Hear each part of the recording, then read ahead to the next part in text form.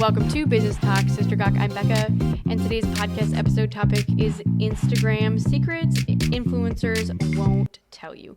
And I would say that this is part 2. We just did an episode on this a little bit before, and the short summary of that was use consistent hashtags, do more reels than still photos, and use captions, because that's important to getting people who are doing it with the volume off to listen or to see your stuff.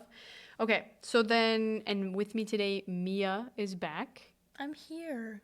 Mia Holmes, by the way, who's an artist, a resident artist here at the Diletto Studio. So we are... I live here. Just kidding. She does not live here.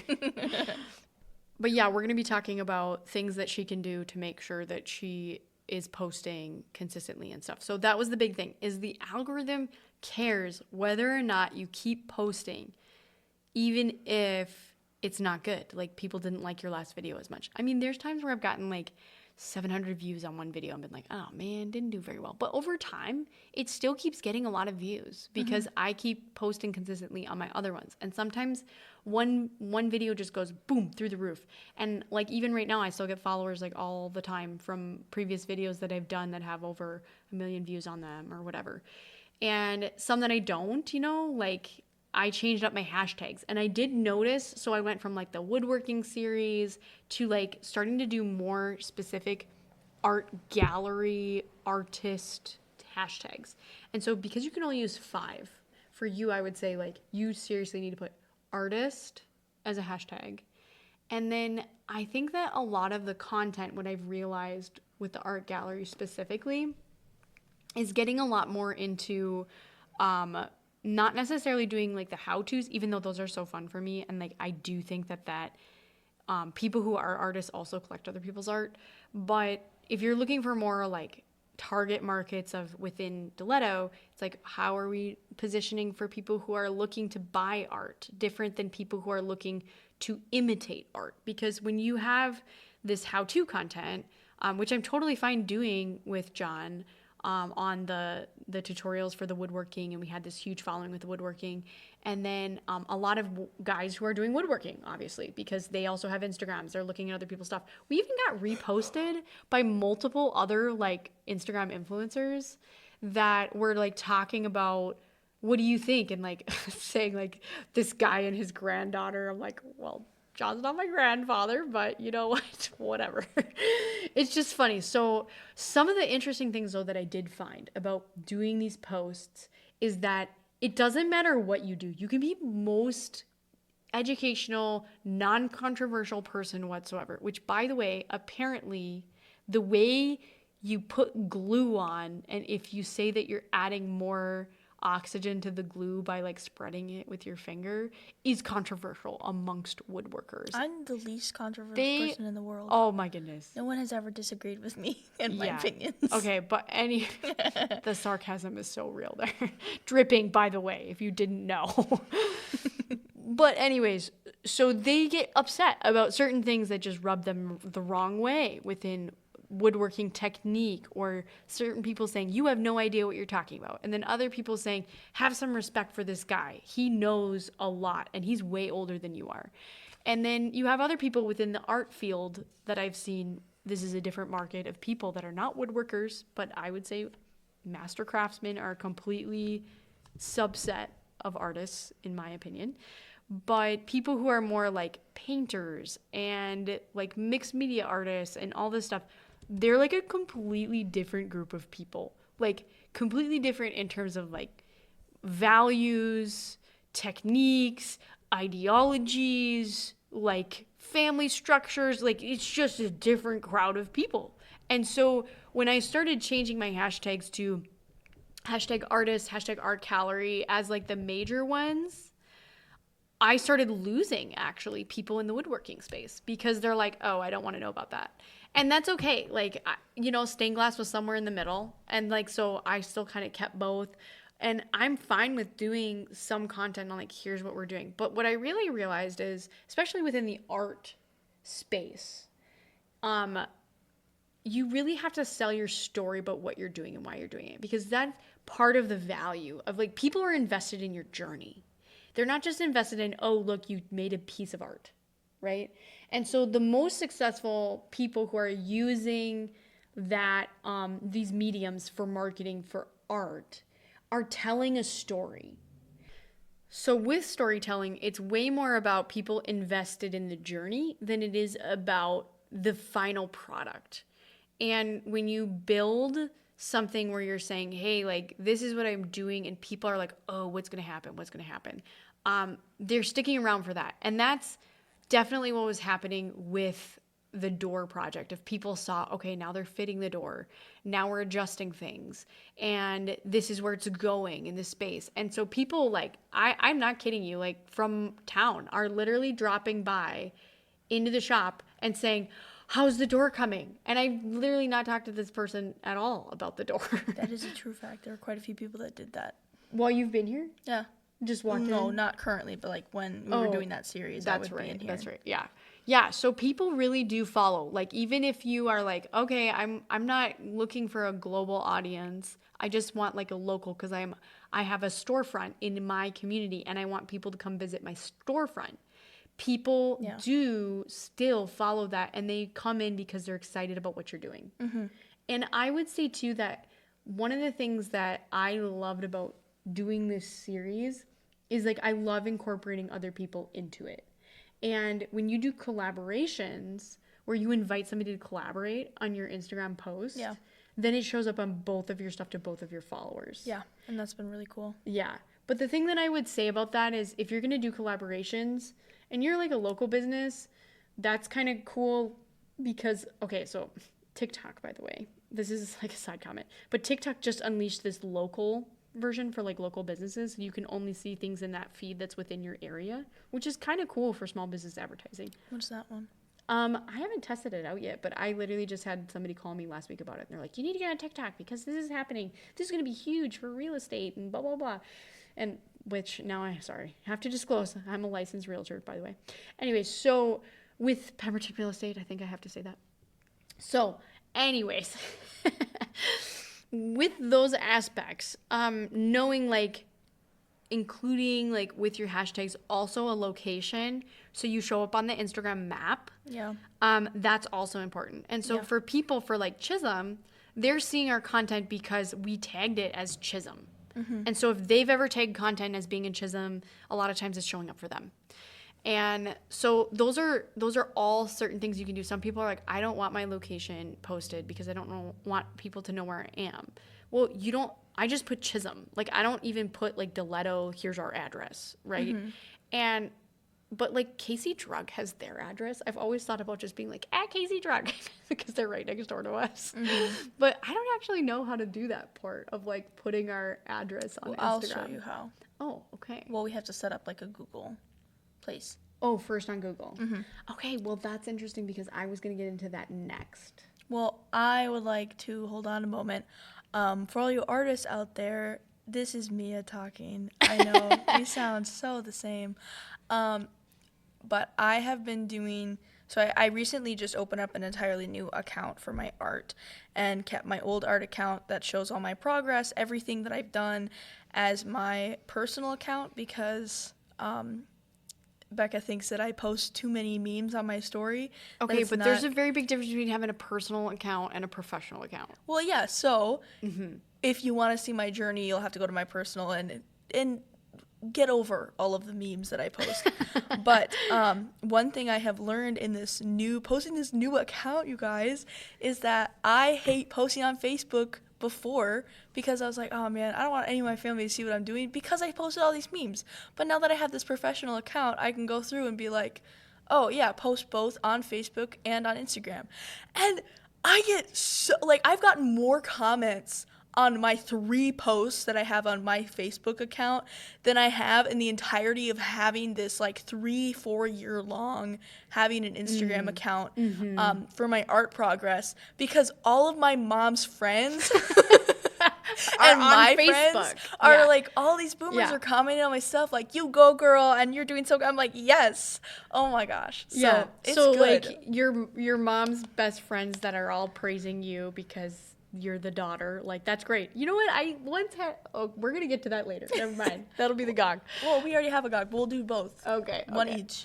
All right. So the next thing I was going to say about that is yes, absolutely. So now that you have the Instagram, so things have changed a little bit. So within Meta, which is like the business platform, which by the way, if you ever have issues, you should totally have a business account anyways, because there's a business phone number you can call. Nobody with a personal account on Facebook can call Facebook. But if they think you're going to spend money with them, they will let you call them. And they'll even do a screen share with you, by the way. Like, Facebook will? yeah. Oh. I recently did that. It took me like 5 hours to get some stuff figured out with Facebook, but it was worth it. So anyways, so what I was going to say about this is that Facebook is also leaning into this like whole monetization strategy now, which they're trying to push you to get paid or monetize your accounts to do your business page and for Facebook connected to your Instagram. And they want you to use both.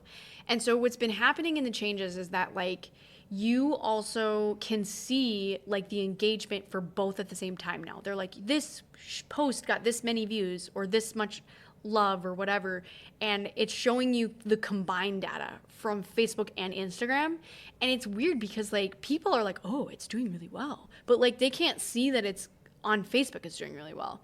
But so Meta is like almost doing way more with like combining your data, and if it does well on Facebook, it's then also going to do well on Instagram and vice versa. Mm-hmm. And you have to turn on the setting within Instagram to cross post. I do that because I'm like, I'm not going to do it within Meta all the time. I'm not at my computer, and I would rather edit on my phone, which by the way, the consistency of what I was talking about is every single day. Like I know people say like the fastest growth you can get is 3 times a day, which is probably true, but I don't have time for that. Like I'm like, if I can get 1 post out a day, I'm doing good.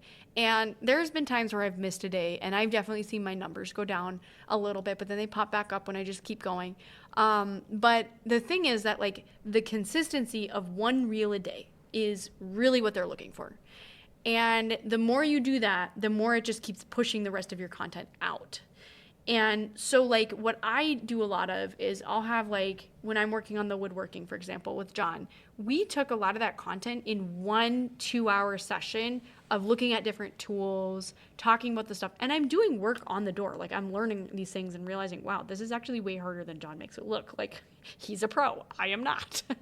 And like learning those things firsthand of like where I'm struggling and why I'm struggling also gave me a lot of insight into talking with people on the comments that were asking questions, because they asked a lot of the same questions that I had. And or they asked one that I didn't know, I was like, I don't know, I'm going to ask John that next time. And then all of a sudden, here's the fodder for my next piece of content when we get together.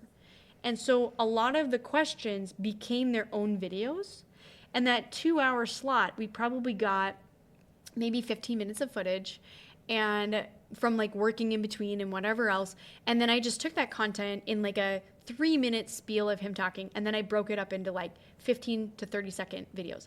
I would say that like you should not go over 1.5 minutes, because Instagram is like, if you do over 1.5 minutes, we're not going to show it to a new audience. It will only be your current people that are following you, because they try to, again, try to make it addictive.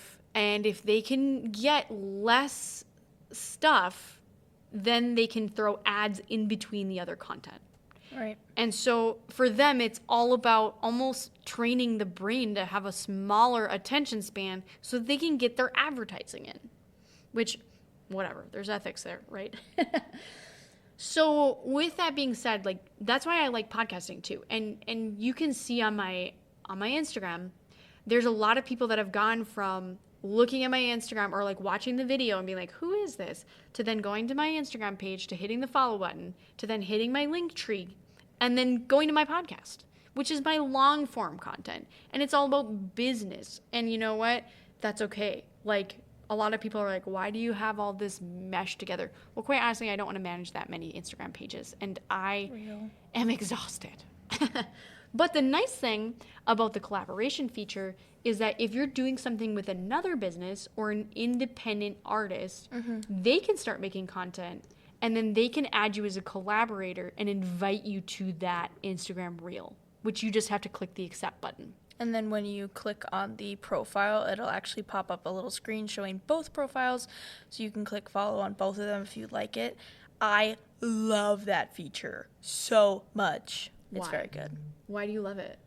Because it's helpful for both parties, and it gets to a broader audience than what like your business might have. The person you collaborated with has a different audience than you, and so you can reach an entire new branch of audience because of the people that already watch this collaborator. But I will say with that, what I have learned, so I've done like a lot of collaborations around Chisholm specifically because I'm like, let's try it. And I'm always trying to like experiment and see what happens.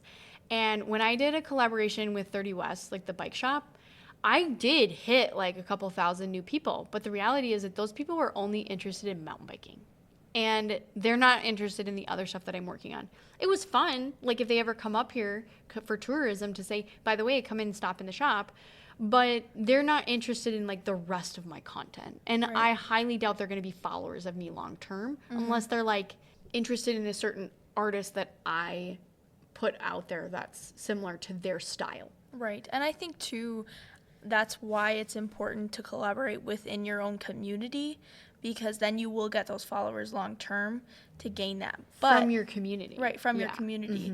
And it'll reach like different parts of your art community that you were not previously a part of, because maybe you do like graphic sketches, not acrylic paint, but you're working with someone who's an acrylic painter. So then it'll reach a broader category of that art community, and they'll follow you because they enjoy art. So if you're working with people who are, you know, like you said, the bike shop, you're probably not going to get more long-term content because your channel is specifically for your business and for the art gallery. Yeah, well, and I would just say, like, for the record, I do have a bunch of mountain bike mugs because the Redhead Mountain Bike Trail is in Chisholm, and it is a really fantastic summertime feature. And winter, we have Fat Tire mountain biking. But I do have a bunch of, like, pottery that is specific to that group of people. And the new art installation that I'm working on is a mountain biker because I want people in that group within our community to feel that they have a place in our town. Right. And I want them to post stuff about being in Chisholm. Right, and that was going to be my next point, is that even though you're posting with people who don't have the same audience as you, I still think it's very valuable to do so that you can spread not only your content but someone else's to other individuals who haven't seen it before. It will give you some following chances because you can have many people who enjoy mountain biking but probably also enjoy a good old piece of pottery, good old art. Yeah. Well, and I would say like the same thing with like trying to cross promote with like the chocolate shop across the street. I mean, they are not even open for business yet, which by the way, if you want a Valentine's Day basket, we have chocolate from Intrigue Chocolate. So you should let us know about that. It's going to be past Valentine's Day by the time this comes in. So but true. So true. Because today is You're Valentine's right, unless Day. I post it. You're right. Okay, Mother's Day. If you need some chocolate and some hot cocoa mix, we got you. It will not be the same. No, but seriously, they have amazing chocolate. It's really good. Okay, I got it. so Very unique. I know. Yeah. Anyways, so what I'm saying about that is it's not bad to do cross promotions. The one caveat I will say, which I was like banging my head against a wall about this earlier in the cross promotion field, is you have to check the quality, because if people are not setting their still frame image for the collaboration as a nice one, and it's just like literally a black screen. That's totally happened to me. And I'm like, man, this is on my feed and it's just like a black box. It's not even like, there's no caption, there's nothing. And it's like in my feed. And so you have to make sure like the person who is adding you as a collaborator has set that still frame caption, or like the still frame for the promo of what's going to be on your Instagram. Because when people slide to your profile, if they're just seeing a bunch of like black squares because they didn't set that, it's going to be confusing. Yeah. Yeah. Or it could be like mysterious. Yeah, I don't really know. It doesn't help with the visuals though. So I would just say like definitely check that out. And another thing I would say is sometimes the people who are adding you as a collaborator didn't add a caption or hashtags. And that could potentially be something where people are like, I don't understand what's happening here. And so it's helpful to make sure that they're understanding of how to use the feature correctly. Yeah. And to circle back to those hashtags, because I found an opportunity to, I am actually very upset that it's limited to 5. I know that it's for the algorithm services, but I loved hiding little stupid messages in my hashtags when I was growing, because people would look at my posts and look at my hashtags and go, oh, that's pretty funny, and laugh at it or send it to me and say, hey, I thought this was really funny. That's true. Because like I would say random stuff in my hashtags. I used to do that too, actually. Yeah. Yeah. Like hashtags that are not real hashtags, they're not going to trend. You were just being snarky about something yourself. It's so fun. And like, it's just like a little thing that either my long-term followers know or my friends know, and they would check it, and it's, I don't know. Yeah. So I'm upset with that, because that too, if I'm working on multiple different things, if I'm trying to keep my hashtags consistent, which I have always kept decently consistent. My first hashtag is almost always either art or artist, and then I go artist of Instagram, TikTok, whatever, and like I have like 3 main ones that I do, and then I use another hashtag for the art medium that I used, so I can get to the people who use that art medium. But it's like so dumb, because now I'm limited to 5, but I work with a lot of different stuff, and I always have those 3 main. So I just have 2 hashtags And left. that's like where I will come back to specifically in the niche part of like, I've seen this to be true about other galleries. And when they talk about when they take artists, they're always like looking at their social media presence and how many followers they have, because it's got to be of value to the gallery to bring in an artist that people are going to buy from, right? And I don't know how many fantastic artists I have talked to of different generations that are like, I'm not even on social media. And I'm like, buddy, like, if you're not on social media, what value does that bring me and my gallery? Because like, I'm trying to grow an art gallery that is known for quality. And if you aren't providing quality in like your representation, you're not setting a value basis for what your art is worth.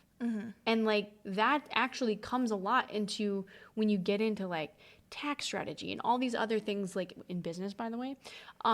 There's a whole lot that comes into valuations of what art should sell for. And it's really sad too, because a lot of these artists that come through are fantastic. Oh, they're phenomenal. And it's like, you want them to be here, but if they don't have a following, then they can't cross promote, and it's just going to be it's a lot harder to advertise. Yep. And I'm not saying that like we have a window gallery program, like we have lots of artists that have absolutely no social media, but like what I am saying is that if you want to grow professionally, I always talk to artists that come in about this is what you need to do, because that's what people are looking for. And in terms of like the money side of things. And if you're going to be a hobbyist, be a hobbyist. Like, that's okay. And I think that that's fantastic that you're a fantastic artist. But like, know that your valuation as an artist is not going to go up if you're not going after public art installations and you're not getting your name out there as a professional. Like, there's a very big difference between the two. And I know we probably talked way more about that from the gallery side, but like, I do think it's important for people to realize, for sure. Okay, so we're going to transition to the Gawk portion of this episode, and then we probably will do one more episode on this just because it's such an interesting topic to me. But we are going to talk about hate comments specifically. Specifically, the first one I've ever received. We were like, oh my word, me too. Yeah, I told her.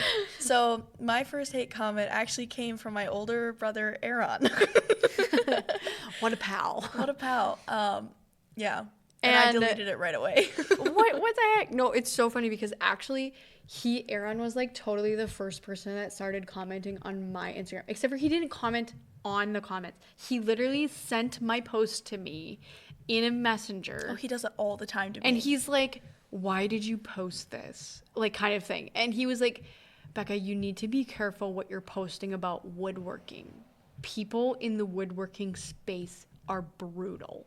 And I was like, that's very kind. Like, he was like, basically like, stop doing this. You're going to get yourself emotionally crushed. And I thought, oh, that's so kind of him to think of like my emotions and like tell me that I'm about to enter a space of people that could pummel me on the internet. But I was like, you know what? Like, the other thing that was helpful for me about this is that I was not personally like the target of everyone's like anger. Yeah. You know what I'm saying? Like if it was just me, I'd be like, oh, you hate me. But like when they're like, oh, like John doesn't know what he's talking about, whatever. I'm like, whatever, man. Like this guy like knows what he's talking about, and I love him. So like I don't really care what you think. And like he'll go and comment on like any memes that I post. Like I posted this one. Aaron will. Yeah, and I thought it was really funny, so I'm gonna say it's not inappropriate. It was just like I love how you caveat that for me. Okay, go ahead. Okay.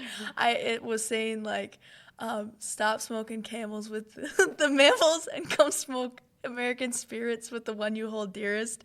And he's messaged me and said, Mia, if I ever catch you smoking a cigarette, the cancer won't have time to kill you. And I was like, literally leave me alone. Like, you do not control my life. And then his wife and I were talking. She's like, he just kind of like thinks of you as one of his children. And I was like, ew. Well, it's funny. I love him. He's though. so funny because he'll like, just like insert himself into like, I care deeply about you, and I'm gonna say something like super mean to make you think about what you're doing. And it's not even like it's mean all the time, but it's more just like I need to like protect you. Yeah. And Which, I like tough love. Appreciate well, that's it. very kind of you, but I'm gonna keep doing what I'm doing. Thank you very much. Yeah. Well, not in that instance, but in most other don't things. Smoke, don't smoke. Okay, well, thank you for joining us for this episode. We are gonna do another one because we're not done, and we hope you give us a review on wherever you are listening.